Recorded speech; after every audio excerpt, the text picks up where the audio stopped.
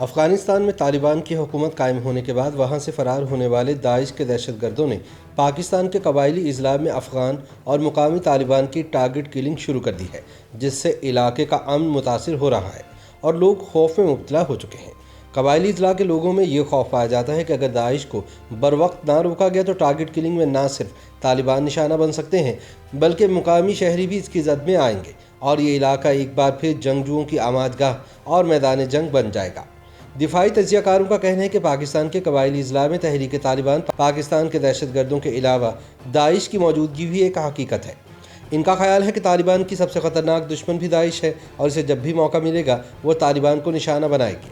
افغانستان میں طالبان کے حکومت میں آنے کے بعد پاکستان کے قبائلی اضلاع میں نصف درجن سے زائد ایسے واقعات پیش آئے ہیں جن میں طالبان کو گھات لگا کر فائرنگ کا نشانہ بنایا گیا اور بعد میں داعش نے اس کی ذمہ داری بھی قبول کی۔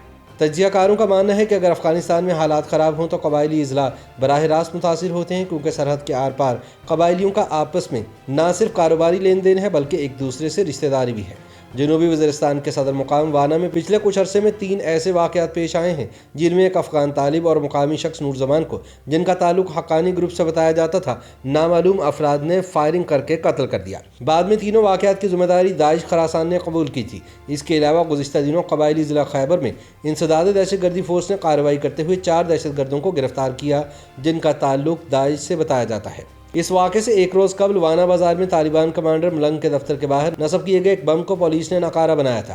داعش کے تازہ حملوں سے قبل بھی باجوڑ، اورکزئی اور قرم میں داعش اور طالبان شدت پسندوں نے ایک دوسرے پر حملے کیے تھے۔ جنوبی وزیرستان کے مقامی صحافیوں کے مطابق داعش کے لیے قبائلی اضلاع میں طالبان کو نشانہ بنانا بہت آسان ہدف ہے، کیونکہ افغانستان میں طالبان داعش کے حملوں کے لیے پہلے سے تیار بیٹھے ہیں۔ پورے افغانستان میں جہاں بھی داعش کی موجودگی کی اطلاع ملتی ہے ان کے خلاف فوری کارروائی عمل میں لائی جاتی ہے، جبکہ پاکستان کے قبائلی اضلاع میں طالبان داعش کا پیچھا نہیں کر سکتے اور داعش چھپ کر ایک ایک کو نشانہ بنا سکتی ہے۔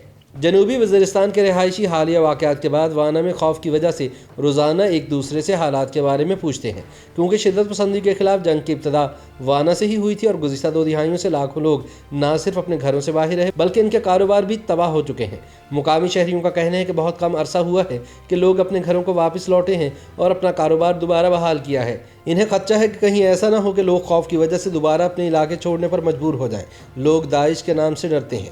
جب سے داعش نے علاقے میں کچھ واقعات کی ذمہ داری قبول کی ہے تب سے لوگوں میں خوف و ہراس پھیل گیا ہے۔ ابھی تک کسی نے داعش کے کسی رکن کو نہیں دیکھا، البتہ طالبان کے اراکین کو وانا بازار کے علاوہ گاؤں میں بھی دیکھا گیا ہے۔ لوگوں میں خوف پایا جاتا ہے کہ داعش کو بروقت نہ روکا گیا تو ٹارگٹ کلنگ میں نہ صرف طالبان نشانہ بنیں گے بلکہ دوسرے لوگ بھی زد میں آ سکتے ہیں۔